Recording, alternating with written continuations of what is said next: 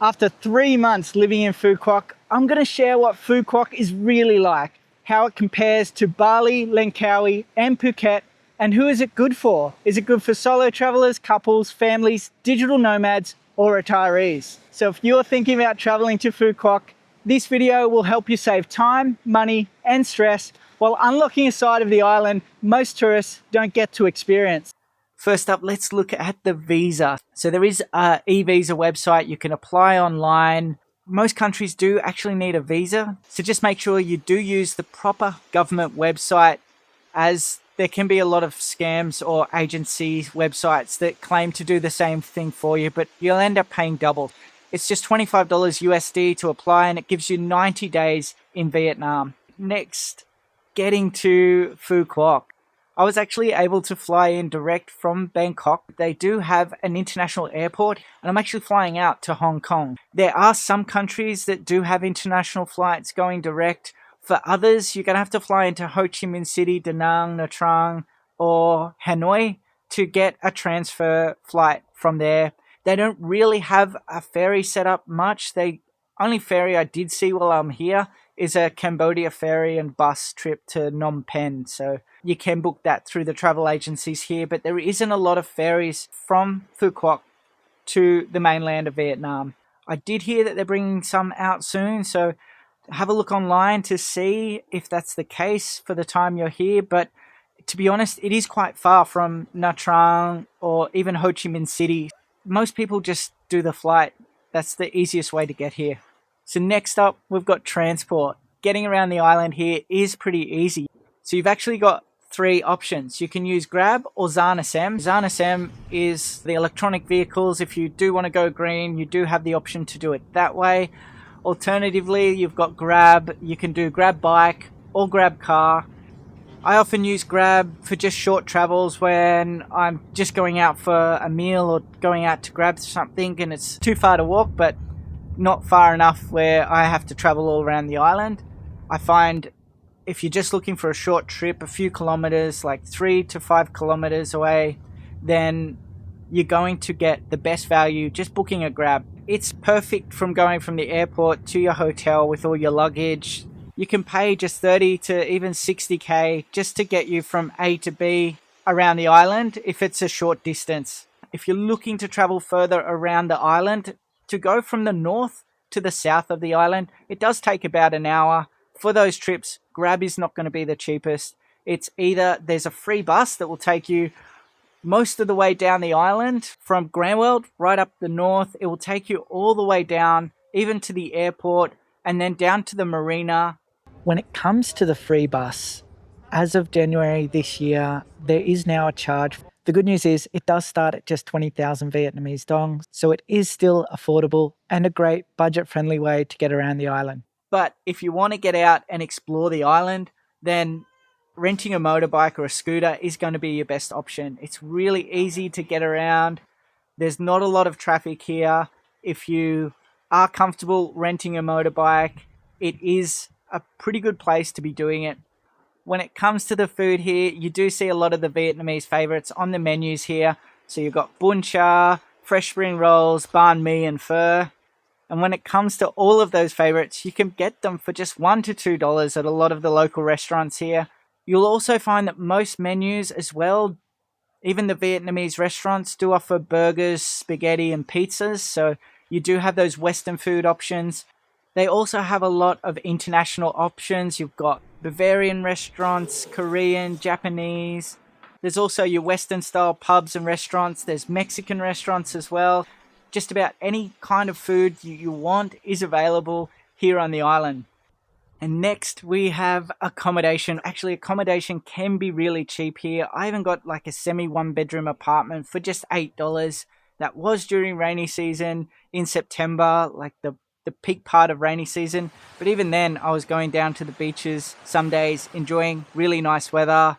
Sometimes it's just an afternoon shower for maybe 30 minutes to an hour, and then the sun's back out again for sunset. If you are traveling for a short time, then obviously the weather can impact the time that you're going to be here. But if you are looking at longer stays, then the option to stay during rainy season can make sense to save a bit of money. So on top of the hostels, even one bedroom apartments you can get really affordably, or the studio apartments, the hotel rooms can range anywhere from like $8 to $10 up to $20 to $25. A lot of those places can even include a pool. The place I'm staying right now is a beachfront villa and it's only $18 a night. On top of that, you can find luxury hotels and accommodations at really affordable prices in Vietnam. I did stay at a luxury resort during my time here at just $75 a night. It had an infinity pool overlooking the ocean, a stone bathtub, buffet lunch was included, and just five-star luxury, great service, all for just $75 a night. So if you are looking for luxury, it can be very affordable here in Phu Quoc as well. And next up, how does it compare to similar islands in Southeast Asia?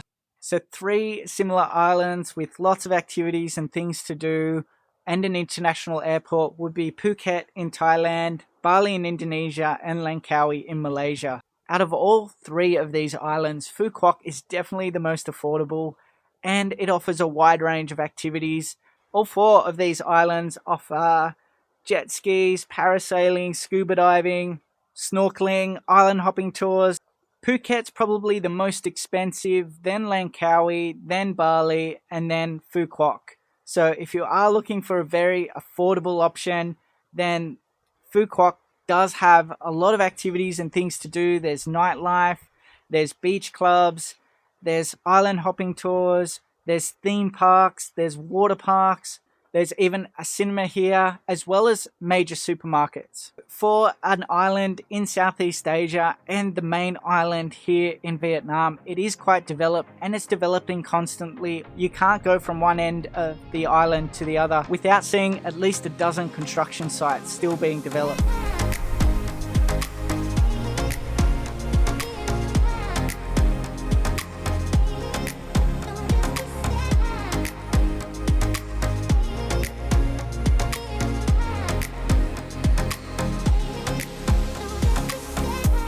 So next up, who is Phu Quoc for? So when it comes to solo travelers and digital nomads, so solo travelers, it's actually perfect. Everything's really cheap. There's a lot of beach bars, beach clubs. There's really popular areas like Duong Dong, which is the main city. So places like that, it's going to be quite easy to meet people. There's quite a lot of sports bars as well. And of course, there's all the activities and events and tours that you can go on. There's plenty of group tours, so that's another great way to meet people. For the digital nomads though, in the 3 months living here, I did have 3 days where there were blackouts, like no electricity. Internet is not always stable as well. I had my phone data for backup, which was okay, but at times, even with that, the internet did struggle.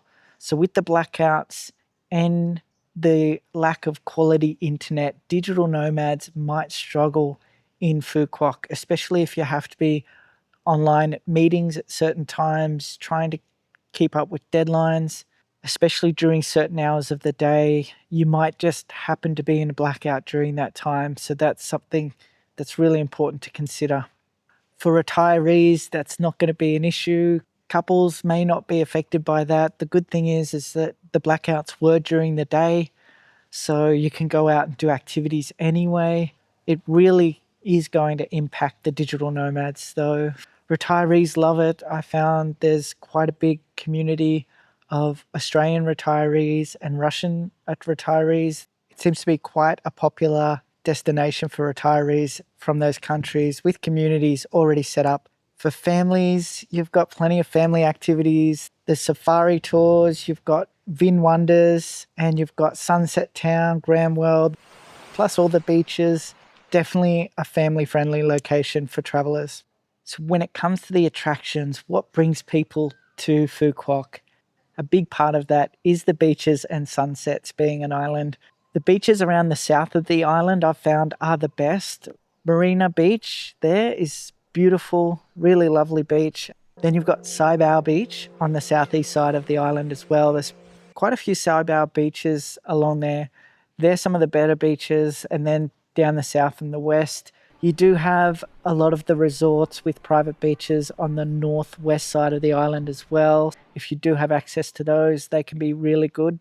And then, of course, you've got Grand World, Sunset Town, you've got island hopping tours, you've got Vin Wonders, Vin Safari, you've also got jet skis, parasailing, boat tours, banana boat rides. There's plenty of those water activities that you can do. Just amazing attractions, definitely worth checking out. And when it comes to nightlife, you do have beach bars, beach clubs, and there are a few nightclubs in Duong Dong as well. It's not a place where you can party till 4 or 5 in the morning. A lot of the bars and beach clubs will close by midnight, with some of the nightclubs open till about 2, 3 in the morning.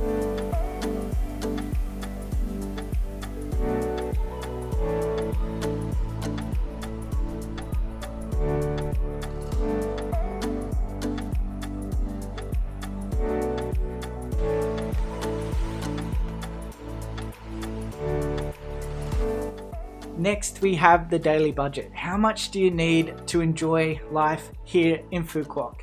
So if you actually have seen my video, I was able to survive here as cheap as $15 a day in my I Found Paradise for just $15 a day video. You can do it really cheap here, but if you want to explore the island, if you want to enjoy some nightlife, you're going to need to spend more than $15 a day.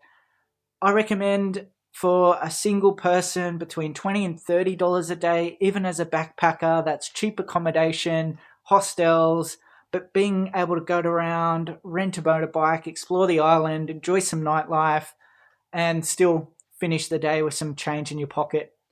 You'll find renting a motorbike or a scooter is going to be about that 120 to 130,000 Vietnamese dong per day. For families with children, and if you're looking at that mid to luxury, you can spend between $30 and $15 a day quite comfortably. If you are looking for absolute luxury, it can start as cheap as $100 a day upwards to, it really, when it comes to luxury, it's how much you want to spend, right? You could spend $200 in a day here. So it really depends on your budget and what you're looking for. So next, when is the best time of year to travel to Phu Quoc? So the rainy season, monsoon season here starts as early as May, June and goes all the way to end of November. So December, end of November to December is when the weather starts to turn, less rain, more sunny days, and the weather is not as hot and humid as well during the dry season, which is also peak season. So at these times, going from December through to February, March, expect higher prices on accommodation, meals and tours, transport options, especially with these Grab and Zan SM rides, where it's a demand basis. So the more people using it, the more prices go up. It's built into the pricing models of a lot of these apps.